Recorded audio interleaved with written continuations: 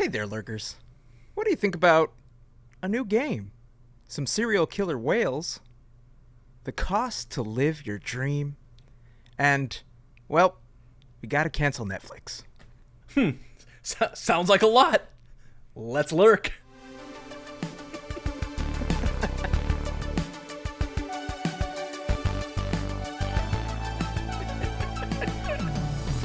Willy, you and I have been friends a really long time. Some would say too long.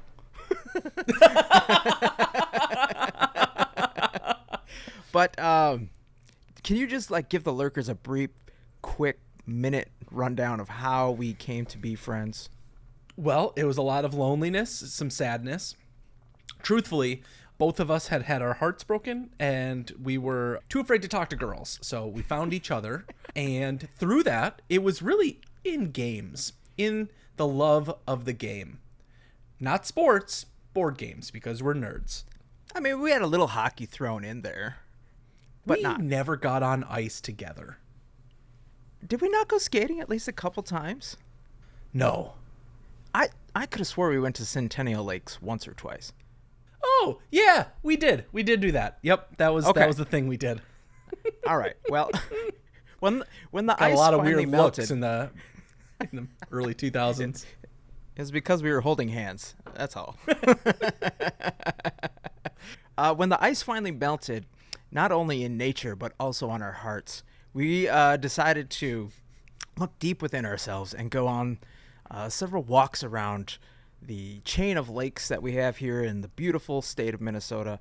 It was mostly to try and better our fitness, but also better our mental health.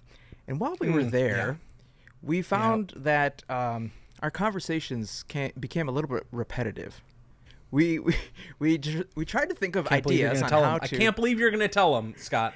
Well, here's what I'm going to say. We had to find ways to break up the monotony, and so we started brainstorming ideas. I was thinking about games the other day, and what do you think about this? What do you think about starting a game for the show?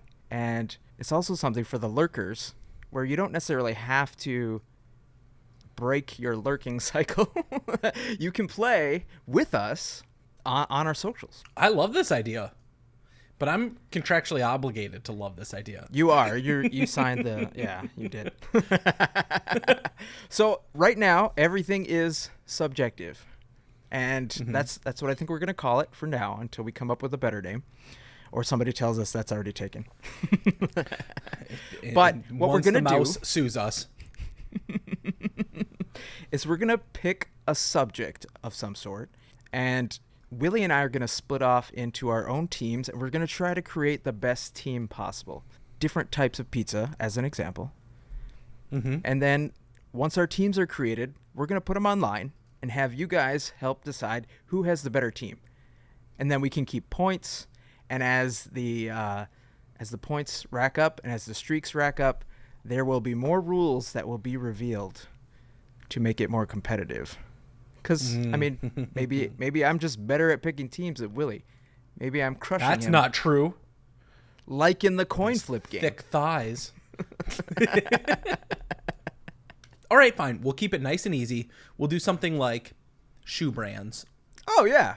I like that. We can do that. Flip a coin for first pick. Naturally, I will call it. Actually, you know what? In the spirit of the game, I am going to give you the first pick. Heads. You got it. Fuck.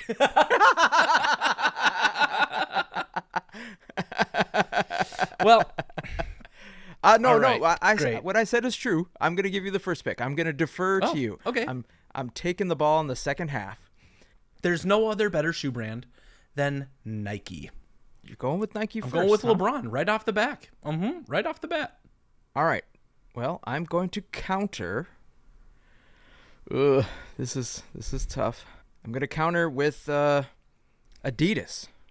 That's got to be it. Got to do it. That's a good secondary shoe brand. Now, because everybody is owned by one company essentially, are we breaking off brands? Is this allowed? Well, you're saying I can't pick, or I could pick Jordan as a brand? Or Converse, right? Converse is its own thing. It's not Nike. But Jordan, in my mind, Jordan is Nike. That's Nike. It has a Nike logo. Jordan is on it. Nike. Yeah. Yeah. That's fine. If I'm going to go with Nike, my second choice is going to be New Balance. New Balance. Okay. You've got Nike and New Balance. Oof. That's big. So I'm going to go with Vans as my second pick. Vans is a good choice. I'm going to go with Reebok. Oh, interesting pick for your third pick. I like it. I'm not gonna poo-poo it, but I think my third pick is going to be better. Naturally, I'm gonna go for. I think this is the appropriate place to take it, but I think I'm gonna take Converse with number 3. You sellout. You're literally just. How do I put this? You are the movie The Sandlot reincarnate. That's what you are. I got my. Stupid, and I hate it. Benny the Jet Speedster Nimbus 2000s. I don't know what they're called. Listen, I want to attract young, up-and-coming talent for my team, and I'm going to go with one. If Vans were your childhood and Converse were your parents' childhood, I'm going with Gen Z right now. I am going to take their number one brand, Crocs. Ah, dang it. I was hoping I could. You were going to try and swoop in there and take it. Hell no. Okay, well, with my fourth one, then I'm going to counter you. I'm going to go in the opposite direction. I'm going to go where people actually have money to spend. I'm going to go after the boomer generation, and I'm picking Hoka's with my fourth pick. Oh. Do I want something well-rounded, or do I want to go with a younger audience? Do I want to keep the people that actually can do a squat and not make a noise, Scott? Or do I balance it? I've got my final pick already in mind, and it's one of 3. So kind of no matter what you say, I think I'm in a safe spot here. I want to get my own audience, and I'm going with Birkenstocks. Oh. Going after the Porsche crowd, I see. All right. Yep. Now that's your final pick. That's the 5th one. You sure? I am sure. No changing it now. I'm going to go out on a limb here then. This is one that you mentioned, the youth vote. This is me trying to reach here. I'm not sure if it's still popular, but I'm going to go with Doc Martens for my 5th and final pick. I figured, you old man. All right, so those are our teams for this week. We are going to post them on the socials, and by we, I mean me. We need you to go and vote. We need you to go to tell us who's got the better team. Which team would you rather be supported by? Which one would you rather pick? Is it Team Willy or Team Scott? We all know which way you're going to vote. Frankly, I think I'm going to murder you this week because I just know that I have the superior team. And speaking of murder, Willy, we all know that on land, the cream of the crop, the alpha in the real or concrete jungle is what animal? Well, because I was called this growing up my entire childhood, and it will follow me till the end of my days. Free Willy was an orca. So you're saying that the orca on land is the number one predator, the apex predator? I'm sorry, I wasn't listening. Hello? You son of a bitch. You did it again. They can get on rivers, man. They can jump. I saw them jump. Willy has this thing, maybe, where he... Like, a brain? Maybe. Yeah, I'm not sure it's there. He's listened to me for so long that if I vamp about anything, he's like, wait for the main subject, Scott, hit the notes. Okay, there it is. That's when I can listen again.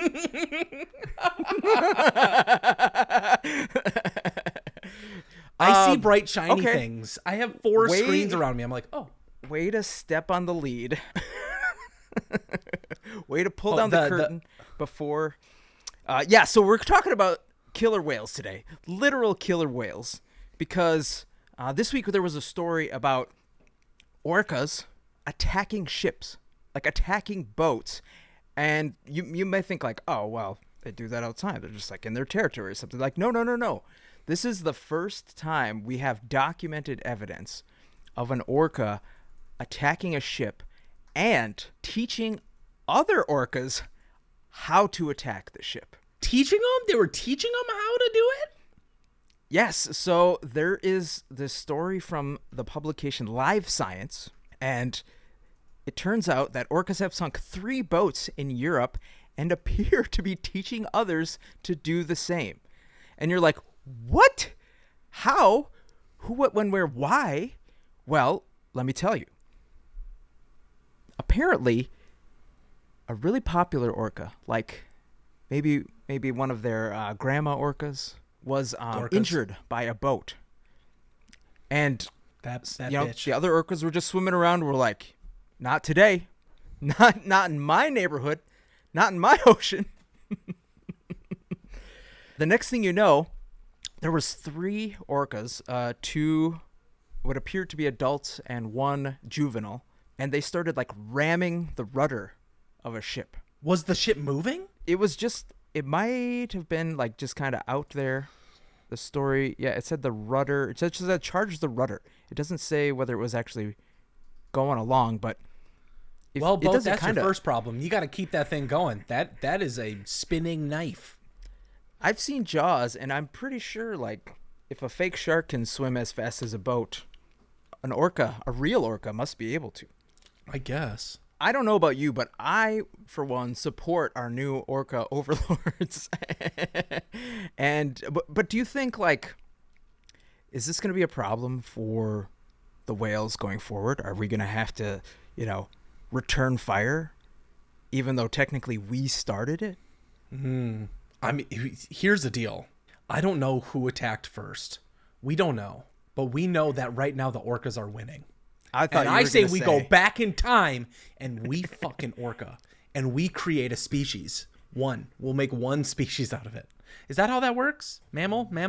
What do you mean? What is this? What is this new species? Orcas. You want to go back in time and make the thing that we already have? I want to create like the magical the one, which is always a combination of good and evil. Oh, the one orca to rule them all. Yeah, Horka. Half human, half orca. Okay, I thought you were just talking about a really promiscuous orca that would attract all of the ones away from attacking the ships. the only like, so it has to be able to swim in water, right? It's an orca. It's full orca, except feet. It has feet right on the flippers, the very back, and then human genitalia. Feet. That's it. All orca-sized. Yep. Just giant size, 50 feet. And an orca with a BDE. Listen, I don't know how to tell you this, but I think it's going to be accepted in both cultures. Sounds like a plan, so I say let's go for it. I'm not sure that I am ready to move to the overlords in the ocean. Instead, I've always had a dream. Now, Scott, you and I were getting old, and as we've grown every up, day. We bought a house, not together. You bought a house. Oh. I say we, the collective. You know what? Don't think too hard. Okay. We bought a zoo. You're married now, so now is the time to start a life. And have you, when you were maybe younger, did you dream about getting out of Minnesota, getting out of the Midwest, and moving somewhere where you could really let that beard fly? Spread my wings. Yeah. Spread my legs. Absolutely. Yes. I wanted to move to New York when I was younger. Actually, like right after high school, we went to New York and it was amazing. I thought, this is it. This is for me. This is where I want to be. I want to be where the people are, singing, dancing. It just never happened because as I got older, I realized there's way too many people in New York. Like it's really cramped. And don't get me wrong, I love the city. It just, when it came to living, and especially if we had to go through the pandemic there, like, ugh, I can't even imagine. Not just that, I don't think a lot of people take into consideration just the cost it takes to live in New York, to live the lifestyle that you want. Now, New York is set up in a lot of different boroughs across the island there. New York City proper is what we're talking about. So I want to read through just a few. This is from New York Magazine. How convenient. It says, how much does it cost to live like this? And it gives a few examples of lifestyles that you could lead in New York City. So is this lifestyles of the rich and the famous? I think you have to be one of them to exist on this list. Did you read the list? Did you skim it at all, or did you pass? No. I've known for many episodes now that you will get mad if I click on your links before the show. So I try not to do it. Yes. Even though I created this beautiful list-like system so we could both review each other's stories. Yeah. Well. Let's just start here. I'm not going to read through this whole magazine. This whole article. It's really long. But this one starts with Aaliyah, who is a 30-year-old corporate lawyer in Manhattan. In this future that she wants, let's say she's raising children who are 7, 11, and 12. So we're talking 8, 9 years into your future. I guess it would be 13, 14 years into your future. What she wants, I know, is a Brooklyn Heights brownstone. Okay. Carefully maintained eyebrows, and then 3 children with friends in Brooklyn. Very random things to want, but hey, you go, girl. I just want to start the article well, and I'm going to give you some facts. So we found Aaliyah a nice but somewhat dated 6-bedroom home. 6. With a highly unusual price tag of $4.6 million. Whew. Well, she's going to be a lawyer. But why is that unusual, you might ask? Because it's way too low. Because the average price in this neighborhood is $8 to $12 million. Oh my God. The utilities and upkeep for this location, just the utilities and upkeep, Scott, is $3,000 a month. Oh. So okay. What is the total monthly cost that Aaliyah could expect from her crazy lawyer job in New York City? So wait, this is how much she's expected to make a month or a year? No. Oh, how much to spend? Yep. I'm going to guess $10,000 a month. $23,944. This is just for living, just to exist. Oh, God. Okay, all right. To put that into perspective, for us here in flyover country, if somebody's like, "Oh, you want to spend how much was it? 4.6 million?" They would be asking us like how many lakes we would like to buy here in the state. or like a section of a really nice lake, because we could have several properties on there. Actually, that sounds like a good idea. I'm going to write that down. Write it down, guys. Write it down, kids. Okay, so let's move on to maybe a more modest example, something that you would probably... can't say this seriously. So Chen wants a split level in Jackson Heights, a pair of fluffy dogs. Couldn't you see your wife wanting that? And an in-law suite upstairs for childcare. Cool. Sounds ideal, right? Yeah. So in this example, Chen is 29 years old. Getting up They're there, buddy. an industry producer in Queens. And in the future, we're going to say that they have a kid that's 2 years old. All right. So we need a multifamily home. Help with kids, food, cell phone bills, Medicare, all that fun stuff. If you really want a 2-bedroom home with 2 entrances, because you have to have an in-law suite to have its own entrance, we're looking at $1.5 to $1.7 million. Well, I mean, it's Jackson Heights, so... I didn't know there were so many heights. I didn't either. Everything in the city is so pressed together they have to build up. I suppose that makes sense. So some other specifics for you to think about here. And I'm just gonna go with some housing costs. After closing costs on this house, everything put together, we're looking at an $8,000 monthly bill, including utilities. These places exist. People actually spend this money. This is real.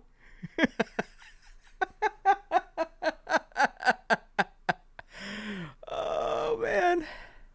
So for the sake of the article, I'll link it in the show notes. You guys can go read it, but this is the reality for a lot of New Yorkers. And I don't understand how someone can live like this. You mean lavishly? Yes. Yep. It's unfathomable for somebody like me today. Now, you know, when this show blows up, then like it's gonna be, oh yeah, sure, Easy peasy. Oh, you mean? Oh, remember that Jackson stupid Heights? episode we wrote? That slum. I'm gonna buy a $1.2 million mansion in the top of the skyscraper. That would be a slum in New York. You got to start somewhere, though, right? I mean, we can't just poo-poo on these people's dreams. And that's what they want. That's what they want to go for. More power to them. But in reality, for you and I, like, we're gonna probably have to pinch some pennies in order to bankroll that kind of dream. So I feel like I'm already pinching a lot of pennies. How about we do this?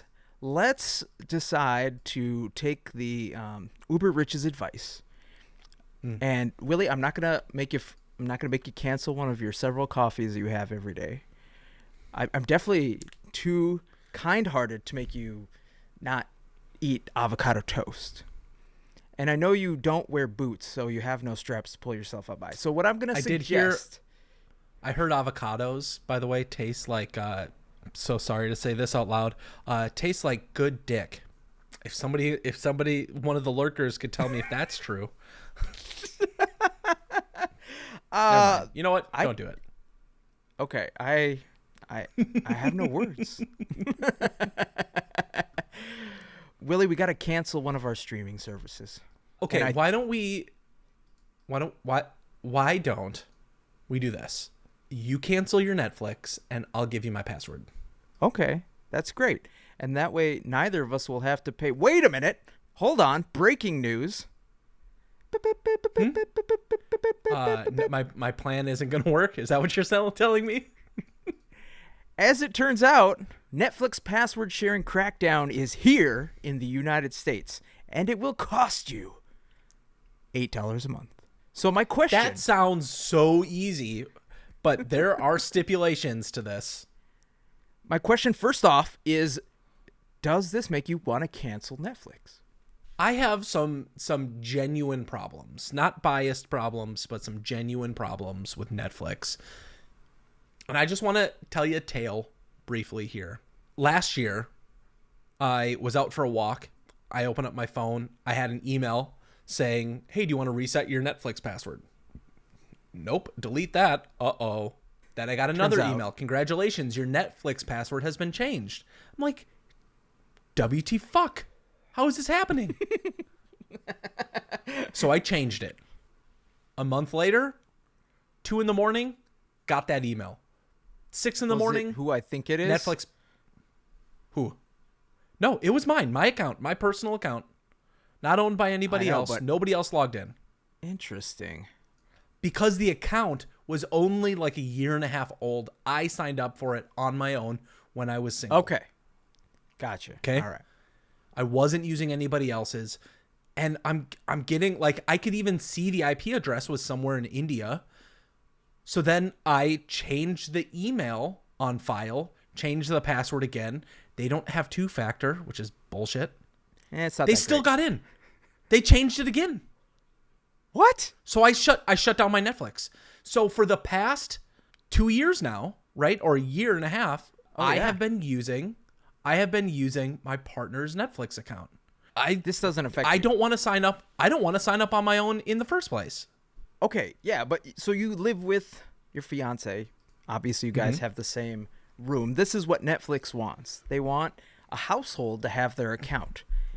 And what they don't want anymore is moochers taking advantage of all this supposed good content that they're making for us. I think this is kind of forcing me to take a look at my streaming services, and if it's something that I want to pay for on a yearly basis, rather than just waiting for something that is good enough, something that the people are talking about, to maybe watch it when the show is done on a monthly basis. Yeah. I'm pretty sure you would probably think the same way that I do, but this is going to cost them millions and millions of subscribers. I would think so. The $8, for those of you who have done a little bit of research on this, you already know, but that cost is getting you essentially the main account pays the $8, and you can use access to that account on one device. So if you're a kid, you moved out of mom and dad's house, you're off to college, you can watch on your phone, your iPad, your TV, but that's it. One of those devices, not all of them. So does it know, like, you've already logged into your one device? Can you sign out? Any idea? I have no idea. Okay. I think that this is going to lose them subscribers for sure. There's no doubt in my mind that Netflix is just going to hemorrhage subscribers with this. And we've already seen the quality of their content go down. We've seen them cancel shows before they're finished. And they're talking about losing money, I'm sure, and blaming it on this type of situation. Right. So it begs the question, does this actually benefit them? Because if they're suddenly going to lose this base, where are they getting this extra money to make these great shows that make me want to come back? That's what I'm asking you, Netflix. Here's my conspiracy theory. I think that enough people are going to end up getting billed that extra $8 and it'll go unnoticed. It'll be enough that it'll make up for the difference in subscribers that they would lose. Because those subscribers, yeah, they would have a chance to go to the ad-supported version that I think costs that amount of money anyways. So what are they going to do? Really, they're not really losing much. If anything, they're going to gain $1 here and there. So I think that this is just one step towards coming up with a different password sharing solution. And they're going to try this one. I think the opposite. I think this is going to create a whole new generation of VPN subscribers, Plex subscribers, aka pirates. Bud pirates? No? Okay. Well, here's the deal. Thank you, listeners, for lurkers, for hanging out with us today. We have a game that's going to go up on our socials. We want your feedback. We want your thoughts. I have the best team, unlike this guy over here. Definitely not the best team. Tell us your opinions. And guess what? There's going to be more games coming your direction. We appreciate all the love and support that you've given the show. And I appreciate it even more. So vote for my team this week on our socials. And remember, unlike the way I'm going to destroy Willy's team in the competition this week, let's be kind to one another. And we will see you this weekend to talk about Dungeons and Dragons.